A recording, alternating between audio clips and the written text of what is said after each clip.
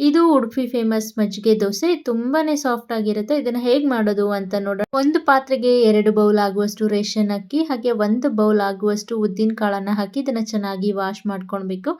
ನಂತರ ಇದಕ್ಕೆ 2 ಬೌಲ್ ಆಗುವಷ್ಟು ಮಜ್ಜಿಗೆನ ಹಾಕಿ ಇನ್ನೊಂದು ಬೌಲ್ಗೆ 1 ಟೇಬಲ್ ಸ್ಪೂನ್ ಆಗುವಷ್ಟು ಮೆಂತ್ಯ ಕಾಳು ನೀರನ್ನ ಹಾಕಿ ಇದೆರಡನ್ನು ಕನಿಷ್ಠ 8 ಗಂಟೆಗಳ ಕಾಲ ನೆನೆಸಿಡಬೇಕು. ನಂತರ ಇದನ್ನ ಎರಡನ್ನು ಓಪನ್ ಮಾಡಿ ಈಗ ನೆನೆಸಿಟ್ಟಿದ್ದಂತ ಅಕ್ಕಿ, ಉದ್ದಿನ ಕಾಳು ಹಾಗೆ ಇದ್ರ ಜೊತೆ ಮೆಂತ್ಯ ಕಾಳನ್ನ ಹಾಕಿ ಇದನ್ನ ನೀಟಾಗಿ ರುಬ್ಕೊಳ್ಬೇಕು.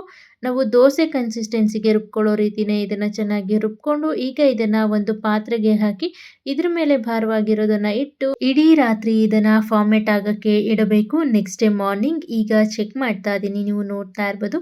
ಈಗ ಇದು ದೋಸೆ ಕನ್ಸಿಸ್ಟೆನ್ಸಿಗೆ ನೀಟಾಗಿ ಫಾರ್ಮೆಟ್ ಆಗಿದೆ. ಈಗ ಇದನ್ನ ಒಂದ್ಸರಿ ಚೆನ್ನಾಗಿ ಮಿಕ್ಸ್ ಮಾಡಿಕೊಂಡು ದೋಸೆಗೆ ಬೇಕಾಗಿರುವಂತ ರುಚಿಗೆ ತಕ್ಕಷ್ಟು ಉಪ್ಪನ್ನ ಹಾಕಿ ಮತ್ತೆ ಇದನ್ನ ಚೆನ್ನಾಗಿ ಮಿಕ್ಸ್ ಮಾಡ್ಕೊಳ್ಬೇಕು. ಸೌಟಲ್ಲೇ ಮಿಕ್ಸ್ ಮಾಡಿಕೊಂಡು ಮತ್ತೆ ಇದಕ್ಕೆ ಒಂದು ಅರ್ಧ ಟೇಬಲ್ ಸ್ಪೂನ್ ಬೆಲ್ಲ ಹಾಕಿ ಮತ್ತೆ ಇದನ್ನ ಚೆನ್ನಾಗಿ ಮಿಕ್ಸ್ ಮಾಡ್ಕೊಳ್ತಾ ಇದ್ದೀನಿ.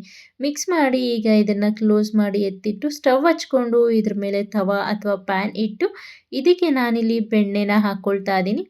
ಬೆಣ್ಣೆ ಅಥವಾ ಎಣ್ಣೆ, ತುಪ್ಪ ಯಾವ್ದು ಬೇಕಾದರೂ ಹಾಕಿ ದೋಸೆನ ಮಾಡ್ಕೊಳ್ಬೋದು. ಈಗ ಬೆಣ್ಣೆ ಹಾಕಿ ಇದ್ರ ಮೇಲೆ ನಾನು 1 ಸೌಟು ದೋಸೆ ಹಿಟ್ಟನ್ನ ಹಾಕಿ ಎರಡೂ ಬದಿ ಇದನ್ನ ಚೆನ್ನಾಗಿ ಬೇಯಿಸ್ಕೊಳ್ಬೇಕಾಗತ್ತೆ. ಈ ರೀತಿ ಕಲರ್ ಚೇಂಜ್ ಆಗುತ್ತೆ ನೋಡಿ, ಅಲ್ಲಿ ತನಕ ಇದನ್ನ 2 ಸೈಡು ಬೇಯಿಸ್ಕೊಳ್ತೀನಿ.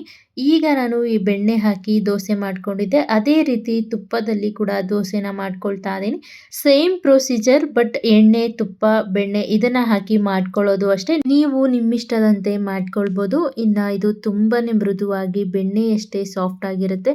ಖಂಡಿತ ನೀವು ಇದನ್ನ ಟ್ರೈ ಮಾಡಿ. ತುಂಬಾ ರೀತಿಯ ದೋಸೆಗಳನ್ನ ತಿಂದಿರ್ತೀರ, ಈ ರೀತಿಯ ಒಂದು ದೋಸೆ ಕೂಡ ಟ್ರೈ ಮಾಡಿ ಅಂತ ಹೇಳ್ತಾ, ಈ ರೆಸಿಪಿ ನಿಮಗೆ ಇಷ್ಟ ಆಗಿದ್ರೆ ಪ್ಲೀಸ್ ಒಂದು ಲೈಕ್ ಮಾಡಿ ಹಾಗೆ ಕಮೆಂಟ್ ಮಾಡಿ, ಸಬ್ಸ್ಕ್ರೈಬ್ ಮಾಡಿ. ಪೂರ್ತಿ ವ್ಲಾಗ್ ಯೂಟ್ಯೂಬಲ್ಲಿ ಅಪ್ಲೋಡ್ ಆಗಿದೆ, ಚೆಕ್ ಮಾಡಿ ನೋಡಿ. Thank you.